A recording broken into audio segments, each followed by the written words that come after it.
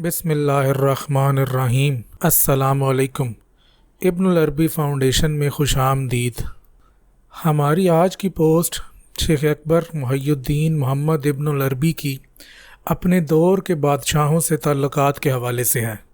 یہ ایک تاریخی حقیقت ہے کہ کم سنی سے ہی ابن عربی کا تعلق اپنے دور کے بادشاہوں سے تھا۔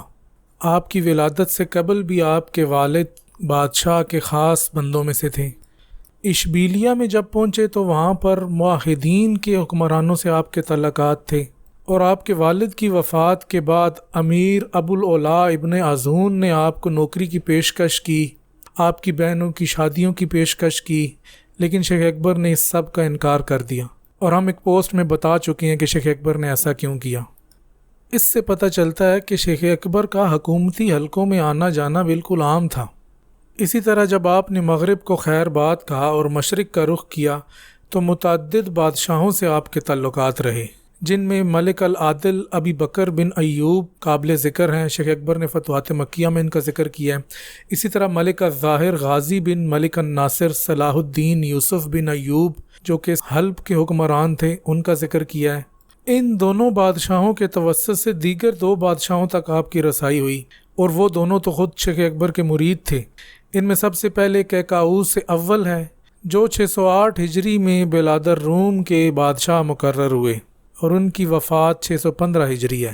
اور دوسرے شیخ اکبر کے مرید بادشاہ الملک مظفر بہاء الدین غازی بن ملک العادل ہیں، جن کی وفات 645 ہجری ہے، اور جن کے لیے 632 ہجری میں شیخ اکبر نے اپنی تمام کتب کی روایت اور اجازت لکھی۔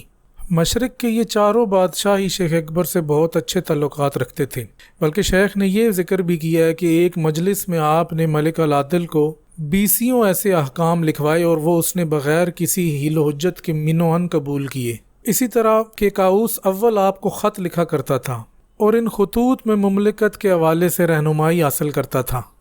انہی خطوط میں سے ایک خط شیخ اکبر نے فتوحات مکیہ کی جلد نمبر 37 میں شائع کیا ہے۔ فرماتے ہیں یہ اس خط کا جواب ہے جو کہ کیکاؤس اول نے مجھے سن 609 ہجری میں لکھا، اور اس خط کے جواب سے آپ کو بہت سی ایسی چیزوں کا پتہ چلتا ہے کہ شیخ اکبر اپنے دور میں بادشاہوں کی کس طرح سے رہنمائی کرتے تھے۔ بہت سے لوگوں کا خیال ہے کہ چونکہ ابن عربی صوفی تھے تو وہ بادشاہوں کی صرف روحانی معاملات میں ہی رہنمائی کرتے ہوں گے، لیکن جب آپ اس خط کو سنیں گے اور پڑھیں گے تو آپ کو پتہ چلے گا کہ وہ دینی اور مذہبی معاملات میں بہت حد تک بادشاہوں کی رہنمائی کرتے تھے۔ یہ کیکاؤس اول وہی ہے جو شیخ اکبر کا مرید تھا۔ فرماتے ہیں یہ وصیت اور نصیحت میں نے اللہ کے حکم سے غالب سلطان کیکاؤس کو لکھی، یعنی شیخ اس خط کی نسبت بھی اللہ کے حکم کی جانب کر رہے ہیں، یہ کوئی شیخ اکبر کی اپنی خواہش نہیں تھی، اور اس خط کا متن بھی اس بات کی گواہی دیتا ہے کہ یہ اللہ کے حکم سے ہی لکھا گیا ہے۔ شیخ اکبر خط میں فرماتے ہیں اللہ کے عزت والے غالب حکم سے سلطان معذب کا دھیان اپنے شیخ اور دائی محمد العربی کی طرف آیا ہے، تو اب واجب ہے کہ وہ دینی وصیت اور خدائی سیاست والی نصیحت سے اس کا جواب دے، اور جس قدر وقت کی عطا ہو اور جس قدر اس خط میں لکھا جا سکے اس حد تک لکھے۔ فرماتے ہیں آپ بلا شک و شبہ اس دور میں مسلمانوں کے امام ہیں۔ اللہ نے یہ معاملہ آپ کے سپرد کیا ہے اور اپنے شہروں میں آپ کو اپنا نائب بنایا ہے۔ جو بات آپ کو سجھائی جائے آپ اس کے مطابق اس کے بندوں کے معاملات چلاتے ہیں۔ اس نے آپ کے لیے ایک مستقیم میزان رکھا ہے جو آپ ان بندوں میں قائم کریں۔ آپ پر وہ روشن راستہ واضح کیا ہے جن پر آپ انہیں چلائیں۔ آپ اسی طرف انہیں بلاتے ہیں، اسی شرط پر آپ کو یہ حکومت سونپی گئی ہے، اور اسی شرط پر ہم بندوں نے آپ کی بیعت کی ہے۔ اگر آپ انصاف کریں گے تو آپ کو بھی اجر ملے گا اور انہیں بھی، لیکن اگر آپ ظلم کریں گے تو انہیں اجر ملے گا اور آپ کی پکڑ ہوگی۔ ذرا ان الفاظ پر غور کیا جائے کہ شیخ اکبر اپنے مرید ایک بادشاہ کو کس لہجے اور کن الفاظ سے مخاطب کر رہے ہیں۔ آگے فرماتے ہیں پس اس بات سے ہوشیار رہیے کہ کل میں آپ کو ان مسلم قائدین میں دیکھوں جن کے اعمال خسارے میں ہیں، وہ جن کی ساری کوشش اسی دنیا کی زندگی میں لگی رہی اور وہ یہ گمان کرتے رہے کہ وہ تو بڑے اچھے کام کر رہے ہیں، اور اللہ نے آپ پر جو یہ انعام کیا کہ آپ کی حکومت کو استحکام بخشا، تو اس نعمت پر آپ کا شکر کفران نعمت، اظہار معصیت اور اپنی حکمرانی کی قوت سے کمزور عوام پر برے لوگوں کو نائب بنانے سے نہ ہو۔ بے شک اللہ آپ سے زیادہ طاقت والا ہے۔ اگر آپ نے برے لوگوں کو نائب بنایا اور وہ اپنی جہالت یا اپنی خواہشات سے عوام پر حکم لگاتے رہے تو آپ سے اس کی پوچھ گچھ ہوگی۔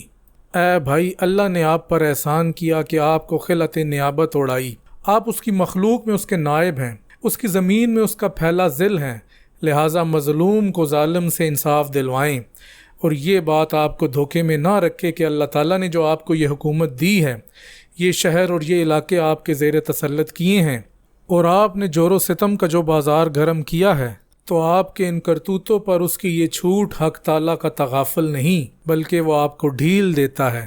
آپ کے اور آپ کے اعمال کے حساب کتاب کے مابین حائل صرف ایک مقرر وقت ہے۔ آپ نے بھی اس جہاں کی طرف جانا ہے جہاں آپ کے باپ دادا کوچ کر گئے۔ آپ ندامت اٹھانے والوں میں سے مت بنے، کیونکہ اس وقت ندامت کوئی فائدہ نہ دے گی۔ یہ تو شیخ اکبر کی ہو گئی بادشاہ کو براہ راست نصیحتیں۔ اب آپ امور مملکت کی جانب آتے ہیں، فرماتے ہیں، اے بھائی، اسلام اور مسلمانوں پر یہ سب برداشت کرنا بہت مشکل ہے، اگرچہ ایسے مسلمان تھوڑے ہیں کہ آپ کے ملک میں سرعام گھنٹیاں بجائی جائیں، کفر کا سا برتاؤ کیا جائے، شرکیہ کلمات بلند کیے جائیں، اور وہ شروط جن کی منظوری امیر المؤمنین عمر ابن الخطاب نے اہل ذمہ کے لیے دی، ان کو اٹھا دیا جائے۔ ان شروط میں یہ بھی تھا کہ وہ اپنے شہروں میں یا نواحی علاقوں میں کوئی کنیسہ، دیر، گرجا یا کسی راہب کا صومعہ نہیں بنائیں گے، اور ان عمارات میں سے جو ٹوٹ پھوٹ گئیں ان کی دوبارہ مرمت نہیں کریں گے، اور کسی مسلمان کو اپنی عبادت گاہوں میں 3 راتیں قیام کرنے سے نہیں روکیں گے، بلکہ ان کے کھانے کا بندوبست بھی انہی کے ذمہ ہوگا۔ کسی جاسوس کو پناہ نہیں دیں گے، مسلمانوں کے ساتھ غداری نہیں کریں گے، اپنی اولاد کو قرآن نہیں سکھائیں گے، اور نہ ہی شرک کا اظہار کریں گے۔ اگر ان کا کوئی قریبی رشتہ دار مسلمان ہو گیا تو اسے نہیں روکیں گے، مسلمانوں کی توقیر کریں گے۔ جب مسلمان بیٹھنا چاہیں گے تو یہ اپنی نشستوں سے کھڑے ہو جائیں گے۔ مسلمانوں کے لباس جیسا کہ ٹوپی، عمامہ، جوتوں یا بال بنانے میں ان کی مشابہت نہیں اختیار کریں گے، مسلمانوں جیسے نام نہیں رکھیں گے، اور نہ ہی ان جیسی کنیت رکھیں گے، نہ زین پر بیٹھیں گے، نہ تلوار لٹکائیں گے، اور نہ اسلحہ لے کر چلیں گے۔ اپنی انگوٹھیوں پر عربی زبان میں نقش نہیں بنائیں گے، شراب نہیں بیچیں گے، اور اپنے سر کا اگلا حصہ نہیں منڈوائیں گے۔ ہر جگہ اپنا مخصوص لباس پہنیں گے، اپنے سینے پر زنار باندھ دیں گے، اور مسلمانوں کے راستے میں صلیب اور اپنی کتابوں میں سے کچھ ظاہر نہیں کریں گے۔ اپنے مردوں کو مسلمانوں کے قبرستان میں نہیں دفنائیں گے، اور ہلکی آواز میں ناقوس بجائیں گے، اور مسلمانوں کے ہوتے ہوئے اپنے گرجا گھروں میں اونچی آواز سے اپنی کتابیں نہیں پڑھیں گے۔ ایسٹر سے پہلے والے اتوار کو باہر نہیں نکلیں گے، اپنی میتوں پر آوازیں اونچی نہیں کریں گے، اپنے ساتھ آگ روشن نہیں کریں گے، اور جس غلام کو مسلمان خریدنا چاہیں اس کی خریداری میں حصہ نہیں لیں گے۔ اگر وہ ان شرائط میں سے کسی شرط کی مخالفت کریں گے تو ان کا کوئی ذمہ نہیں، اور مسلمانوں کے لیے ان کی ہر وہ چیز حلال ہو جائے گی جو مخالفت اور سرکشی کرنے والے کی ہوتی ہے۔ شیخ فرماتے ہیں، یہ ہے ایک عادل امام عمر ابن الخطاب رضی اللہ عنہ کا خط، اور رسول اللہ صلی اللہ علیہ وسلم سے ثابت ہے کہ آپ نے فرمایا، اسلامی نظام کے زیر اثر علاقوں میں کوئی گرجا گھر نہیں بنایا جائے گا، اور جو گر گیا اس کی دوبارہ تعمیر بھی نہیں ہوگی۔ اگر آپ نے اس پر عمل کرنے کا پکا ارادہ کیا تو آپ کی رہنمائی ہوگی انشاءاللہ تعالی۔ والسلام علیکم۔ یہ ہے شیخ اکبر محیی الدین محمد ابن العربی کا اپنے ایک مرید بادشاہ عز الدین کیکاؤس اول کو لکھا گیا وہ خط، جس میں آپ نے اسے اس کی اسلامی ذمہ داریوں کا احساس دلایا ہے کہ وہ اپنی مملکت میں اسلامی شعائر کو اسی طرح سے نافذ کرے جس طرح حضرت عمر ابن الخطاب نے کیے تھے، اور اگر اس نے ایسا کیا تو اس کو اللہ کی طرف سے رہنمائی بھی نصیب ہوگی، لیکن اگر اس نے ایسا نہ کیا تو اللہ کی پکڑ سے اسے کوئی طاقت اور کوئی قوت نہیں بچا سکتی۔ اللہ تعالیٰ سے دعا ہے کہ وہ ہمیں شیخ اکبر کے علوم کو درست طریقے سے پڑھنے والا، سننے والا، سمجھنے والا بنائے۔ آمین یا رب العالمین۔